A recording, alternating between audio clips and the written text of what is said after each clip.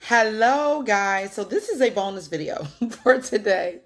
In therapy, I pay attention to common themes. Excuse the babies in the background; they're playing right now. But I pay attention to common themes, and I don't know why. This week, the common themes has been red flags. Okay, so in terms of ignoring red flags. So I had a really good conversation with a client earlier, and it just jogged me to do this video. Not only that, I saw a post online too, and I was like, you know what? I'm going to do this video. So here's the thing. Sometimes we see red flags and we continue to move past them for whatever reason. Sometimes it's because we feel like, let me get this person the benefit of the doubt. Let me just kind of get to a place where, maybe the relationship is just starting and you're like, maybe this is who they are, who their character is, or maybe this is just an isolated event. It's hard to tell when you're first dating somebody. So, the thing that you can do is listen, we know that the Bible says that love keeps no records of wrong, right? And when you're building a relationship, when you're in a relationship, you want to stay in a place of giving this person the benefit of the doubt, communicating, working with this person, figuring out if you're compatible, figuring out if the two of you can love each other in a way that you both feel loved and cared for and protected and all that, right?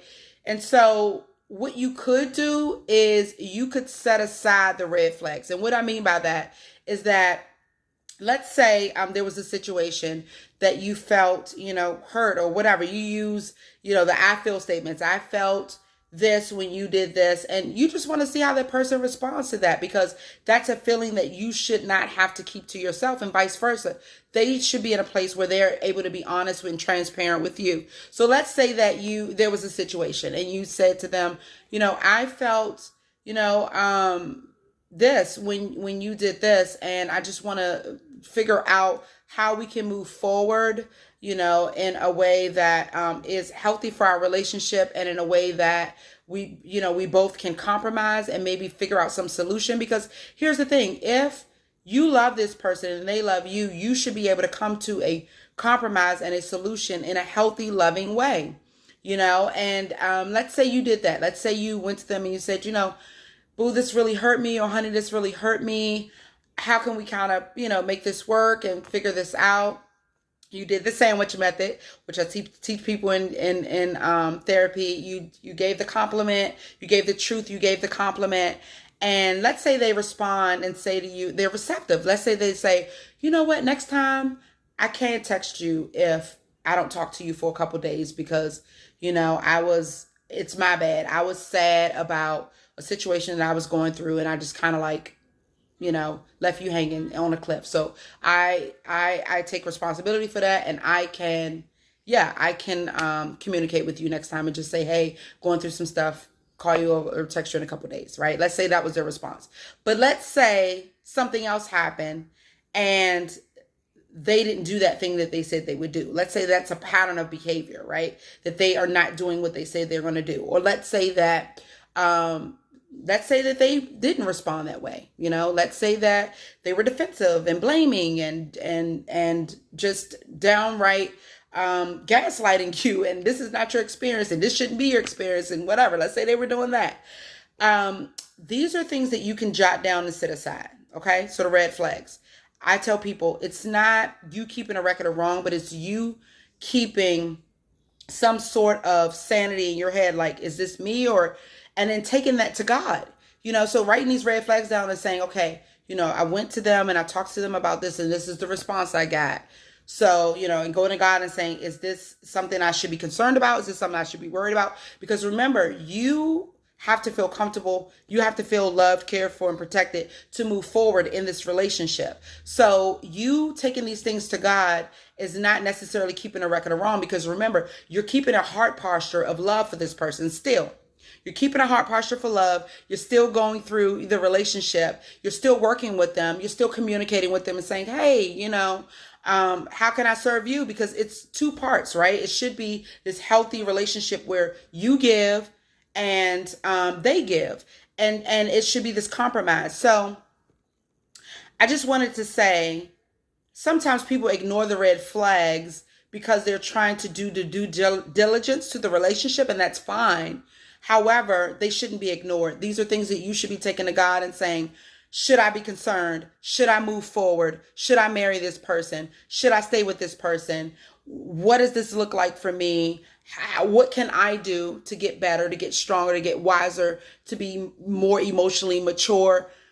All these things, asking for wisdom, right? Because he says gives it to us liberally for those who ask. Asking for knowledge, because he says we perish without knowledge, with the lack of knowledge. Okay.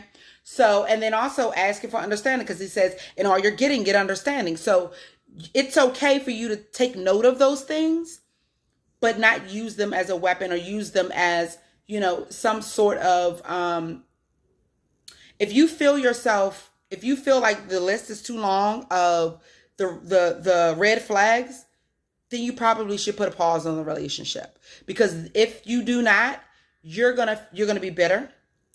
You're going to, have a feeling of like you're neglected, and that is not a good place to be in. And if you can't communicate those things, if you're up to here, we talked about that last week, the cycles and circles, right? If you're up to here and you can't communicate those things, then you're going to put yourself in a place that you're not going to be healthy.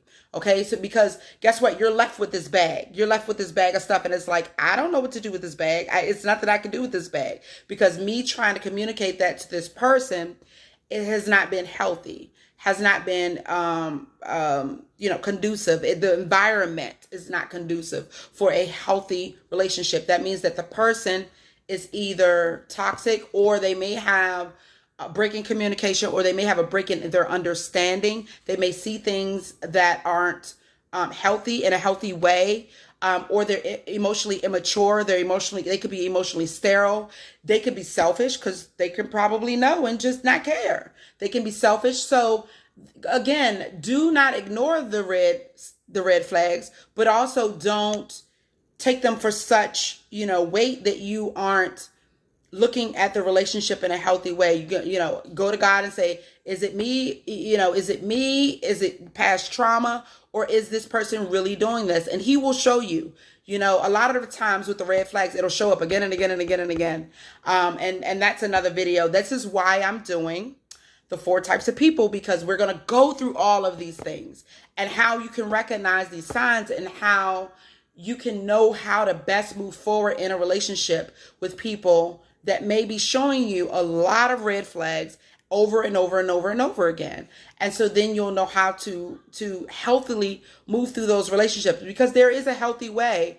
The Bible says, be peaceable with all men. There is a healthy way, but you're going to have to put up boundaries for yourself. Sometimes you're going to have to put up boundaries for them, for people who don't respect your boundaries. Okay. I've done long enough with this video. You guys be blessed. Christian Therapy.